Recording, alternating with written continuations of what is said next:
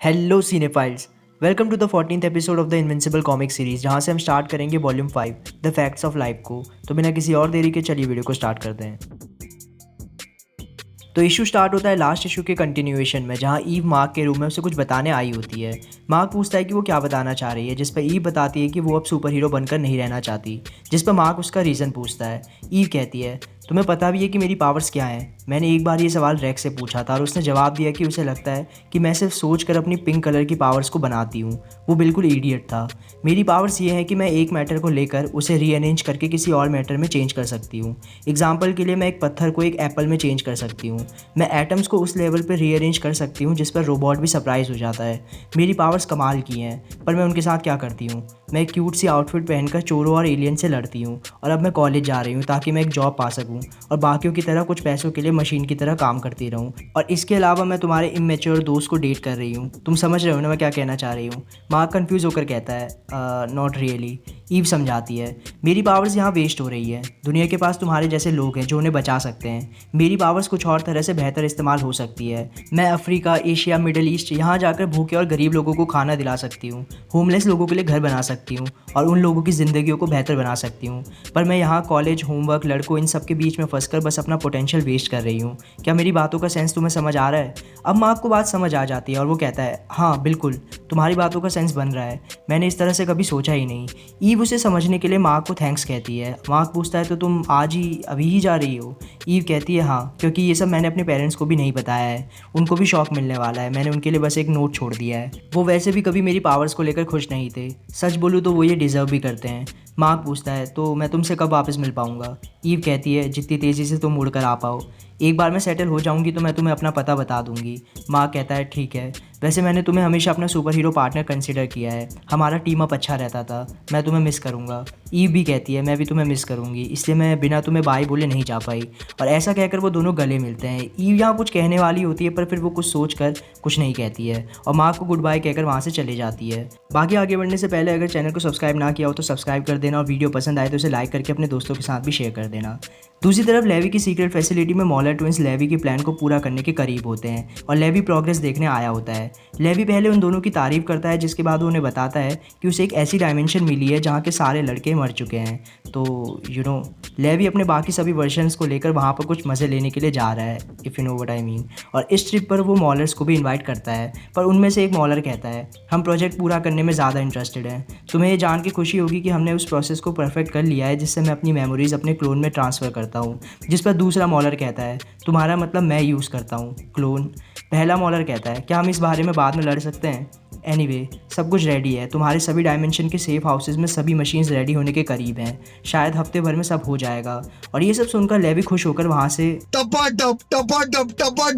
करने चला जाता है। सीन चेंज होता है और हम चलते हैं पता नहीं कौन सी रियल लाइफ लोकेशन है। अगर आपको समझ आ रही हो तो कमेंट्स में बता देना। खैर, ईव अपने मिशन पर काम करते हुए इस जगह पर ढेर सारा खाना छोड़कर गई होती है और वहाँ मौजूद लोगों को लग रहा होता है कि ये खाना भगवान ने उनके लिए भेजा है। पर उनमें से एक आदमी ये बात नहीं मानता और उसे लगता है कि ये खाना किसी प्लेन से कूड़े की तरह फेंका गया है और उन्हें ये नहीं खाना चाहिए। पर तभी अपनी ग्रेजुएशन के टाइम पर पहनी हुई हैट उसके सर पर वो फेंक देती है और वहाँ मौजूद लोग उसी आदमी को भगवान का चुना हुआ आदमी मानने लगते हैं, या इंग्लिश में कहूँ तो चोजन वन। फिर हम चलते हैं आर्ट की वर्कशॉप में, जहाँ मार्क भी अपने कॉस्ट्यूम को ठीक कराने गया होता है जो बैटल बीच के साथ हुई फाइट में ख़राब हो चुका था। मार्क पूछता है कि क्या वो इसे ठीक कर पाएगा, जिस पर आर्ट कहता है, ठीक तो कर सकता हूँ, पर इससे आसान नया कॉस्ट्यूम बनाना ही होगा। वैसे भी मेरे पास कुछ नए फैब्रिक्स आए हैं जिसे मैं ट्राई करना चाह रहा हूँ। पर तुम अभी भी यहाँ क्यों आ रहे हो? क्या तुम्हारे नए गवर्नमेंट बॉसेस तुम्हें नए कॉस्ट्यूम नहीं दे सकते? मार्क कहता है, हाँ, पर वो सही से फिट नहीं। वेट, मॉम ने आपको बता दिया? आर्ट कहता है, तुम्हारी मम्मी को कुछ ड्रिंक्स पिलाओ तो वो सब कुछ बता देती है। ये सुनकर मार्क को अच्छा नहीं लगता है और आर्ट को भी रियलाइज़ होता है कि उसने गलत कह दिया और वो मार्क से सॉरी कहता है। और फिर आगे ये भी बताता है कि उसे डेबी से पता चला कि वो ज़्यादा अल्कोहल लेने के लिए उससे नाराज़ है। पर आर्ट मार्क को समझाता है कि डेबी ने अपनी ज़िंदगी नोलन और मार्क की देखभाल में ही लगा दी और अब नोलन जा चुका है और मार्क भी उसे सही से टाइम नहीं दे पा रहा है, जिससे वो काफ़ी परेशान और अकेली हो गई है। और मार्क को ये बात समझ आ जाती है और अगले दिन वो डेबी के साथ लंच करने के लिए बाहर जाता है। यहीं पर पैसों की कुछ बात आती है जिस पर मार्क कहता है कि उन्हें चिंता करने की ज़रूरत नहीं है क्योंकि आजकल मार्क के काम करने की वजह से वो काफ़ी अमीर हो रखे हैं। जिस पर डेबी कहती है कि अभी उसे अमीर होने की आदत नहीं हुई है क्योंकि नोलन हमेशा जितनी ज़रूरत होती थी उतना ही रखता था ताकि उन पर ज़्यादा अटेंशन ना आए। ये सब कहने के बाद डेबी को ये रियलाइज़ होता है कि नोलन के जाने के बाद से ऐसा पहली बार हुआ है कि उसकी बात करने के बाद डेबी को बहुत बुरा ना लगा हो और मार्क भी इस बात पर खुश होता है। जिसके बाद डेबी कहती है कि क्लेयर और सुपर पैट्रियट एक बच्चा प्लान कर रहे हैं। इसके बाद वो एम्बर और मार्क के बारे में भी पूछती है जिस पर मार्क फाइनली बिना कोई बहाना दिए उनके रिलेशन के बारे में बता देता है और डेबी उस बात पर थोड़े मज़े लेती है। जिसके बाद सीन फास्ट फॉरवर्ड होता है रात के टाइम में, जहाँ हमें पता चलता है कि विलियम को भी अपस्टेट यूनिवर्सिटी में एडमिशन मिला है और वो ऑलरेडी वहाँ पर अपने रूम में शिफ्ट हो चुका है और फिलहाल वो मार्क को कॉल करके इसी बारे में डांट रहा होता है कि वो कब तक वहाँ शिफ्ट होगा। मार्क विलियम के हर सेंटेंस बोलने के बाद उसे कुछ सेकंड के लिए होल्ड पर डाल दे रहा था, जिस दौरान वो अपनी सुपर स्पीड में आकर चुपके से विलियम के पीठ पीछे अपने सामान को उसी टाइम शिफ्ट कर रहा था। एंड में जब विलियम इससे फ्रस्ट्रेट होकर मार्क से उसे बार बार होल्ड पर डालने का रीज़न पूछता है तब तक मार्क अपना पूरा सामान शिफ्ट कर चुका होता है और विलियम से वहीं पर आकर कहता है मैं तो अपने कल की क्लासेस के लिए तैयार हूँ। जिस पर विलियम उसे शो ऑफ कहता है, जिसके बाद वो दोनों सोने चले जाते हैं। लेटे हुए विलियम मार्क से डेबी के बारे में पूछता है क्योंकि ओमनी मैन के जाने के बाद से विलियम को कभी उनका हाल पूछने का मौका ही नहीं मिल पाया, पर मार्क कहता है कि अभी उसका इस बारे में बात करने का मन नहीं है। और सीन फास्ट फॉरवर्ड होता है अगली सुबह में, जहाँ मार्क का यूनिवर्सिटी में आज पहला दिन होता है। बायोलॉजी की क्लास में उसे रिक भी मिलता है, जिससे कुछ इशूज़ पहले मार्क और विलियम इसी यूनिवर्सिटी में मिले थे। रिक वैसे तो मार्क का सीनियर होना चाहिए था, पर रिक बताता है कि वो दोबारा से ये कोर्स स्टार्टिंग से कर रहा है। इतने में ही उनके बायोलॉजी के प्रोफेसर डॉक्टर वार्नर वहाँ आ जाते हैं, जो डिसिप्लिन और एटिकेट्स के बड़े पक्के होते हैं। अभी वो अपनी क्लास स्टार्ट कर ही रहे होते हैं कि तभी वहाँ एक स्टूडेंट आ रहा होता है जो कि ऑब्वियसली क्लास में काफ़ी लेट आया होता है, जिसकी वजह से प्रोफेसर को गुस्सा आ जाता है और वो स्टूडेंट को डांटने लगते हैं। हालांकि नॉर्मल स्टूडेंट्स की तरह माफ़ी मांगने की जगह वो स्टूडेंट प्रोफेसर को ही ये कहते हुए सुनाने लग जाता है कि वो चाहे तो वो खुद पूरी क्लास को पढ़ा सकता है क्योंकि उसके पास इतनी नॉलेज ऑलरेडी है। उसने 4 साल पहले ही एडमिशन ले लिया था, पर तब उसने क्लासेस स्किप कर दी क्योंकि वो इन क्लासेस को अपनी नॉलेज के आगे कुछ नहीं समझता था। पर अब ग्रेजुएट स्कूल में जाने के लिए उसे यहाँ से पास होना ही पड़ेगा, इसलिए वो वापस आया है। पर अभी भी वो अपनी मर्जी से आया और जाया करेगा। इस बात पर प्रोफेसर और ज़्यादा भड़क कर उसे बैठने के लिए कहते हैं और फिलहाल के लिए वो बैठ जाता है। तो ये स्टूडेंट है डीए सिंक्लेयर, जो कि आगे के इश्यूज़ में हमें और ज़्यादा दिखने वाला है। खैर, फिलहाल के लिए सीन फास्ट फॉरवर्ड होता है जहाँ मार्क की क्लासेस ओवर हो चुकी होती है और वो एम्बर के साथ टाइम स्पेंड कर रहा होता है जो उससे मिलने के लिए आई होती है कि तभी वहाँ पर फिर से वो अजीब सा क्रिएचर आ जाता है जिससे मार्क पहले भी यहाँ आने पर भिड़ चुका था।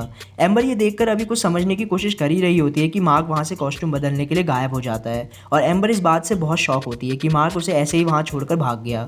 वो क्रिएचर आगे बढ़ते हुए एम्बर के पास ही पहुँचने वाला होता है कि तभी इनविंसिबल वहाँ आ जाता है और एम्बर को बचा लेता है। वो क्रिएचर इनविंसिबल पर अटैक करने की कोशिश करता है, पर अपने पिछले एनकाउंटर से सीख लेते हुए मार्क उससे बचते हुए उसे वहाँ से उठाकर कहीं दूर आइसोलेटेड जगह पर ले जाने की कोशिश कर रहा होता है।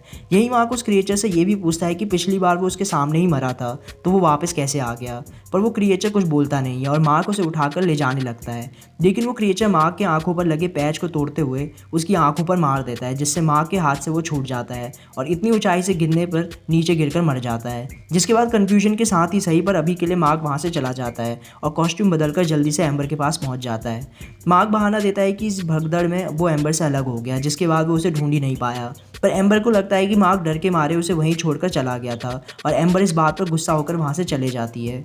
सीन चेंज होता है, हम चलते हैं उसी रात मार्क और विलियम के रूम में, जहाँ मार्क एम्बर के गुस्सा होकर जाने की बात ही विलियम से कर रहा होता है और विलियम उसे यही कहता है कि उसे एम्बर को सब सच बता देना चाहिए क्योंकि वो भी उसका सच बाहर नहीं फैलाएगी। पर मार्क को चिंता होती है कि ऑलरेडी कई लोगों को उसकी असली आइडेंटिटी पता है और इससे और ज़्यादा ये बात फैलती चली जाएगी, जिससे इवेंचुअली उसके ही दोस्तों और करीबियों पर रिस्क आएगा। पर वो दोनों इस बात के लिए किसी कंक्लूजन पर नहीं पहुँच पाते और फिर विलियम मार्क से उस क्रिएचर के बारे में पूछता है कि क्या वो क्रिएचर पहली बार वाला ही था या सेम अपीयरेंस के साथ कोई दूसरा क्रिएचर आया था, जिस पर मार्क यही कहता है कि उसे भी इस बारे में अभी पता नहीं है। और अगले सीन में हम देखते हैं एक अंडरग्राउंड फैसिलिटी को, जहाँ पर डीए सिंक्लेयर मौजूद होता है और उसके पास ही हमें कुछ देर पहले दिखे क्रिएचर जैसा ही कोई दिखता है। सिंक्लेयर उस क्रिएचर से कहता है बस बहुत हुआ, तुम रीएनिमेंट के बाहर जाने की वजह से मुझे बार बार अपनी लैब की लोकेशन बदलनी पड़ती है, जिससे मेरी प्रोडक्टिविटी पर असर होता है। तो इन क्रिएचर्स का नाम सिंक्लेयर ने रीएनिमेंट रखा है। खैर वो आगे कहता है, लकीली मेरी लैब के बचे हुए सामान पर जिसकी भी नज़र जा रही है वो कुछ रिपोर्ट नहीं कर रहा है। हालांकि बाद में मुझे इस बात पर ध्यान देना होगा। लेकिन तुमसे पहले वाले रीएनिमेंट से मुझे ये बात तो पता चल गई है कि डेड सब्जेक्ट्स डेड ही रहना चाह रहे हैं और इसलिए वो यहाँ से भाग कर मर जा रहे हैं। तो देखते हैं कि अगर मैं एक लाइव सब्जेक्ट को रखता हूँ तब क्या होता है। तो यहाँ हमें पता चल जाता है कि सिंक्लेयर ही उन अजीब से ज़ॉम्बी क्रिएचर्स या जिन्हें वो रीएनिमेंट कहता है उनके पीछे मौजूद था। पर अभी तक तो वो डेड बॉडीज़ पर ही ये काम कर रहा था, लेकिन अब वो किसी को ज़िंदा ही अपने एक्सपेरिमेंट का पार्ट बनाने वाला है। खैर इसी के साथ इशू 20 यहाँ ख़त्म हो जाता है। फिलहाल आप कमेंट्स में मुझे बताना कि क्या एम्बर मार्क के पास वापस आएगी या नहीं। तो आज के लिए बस इतना ही। So thank you for watching cinephiles. मिलते हैं नेक्स्ट वीडियो में।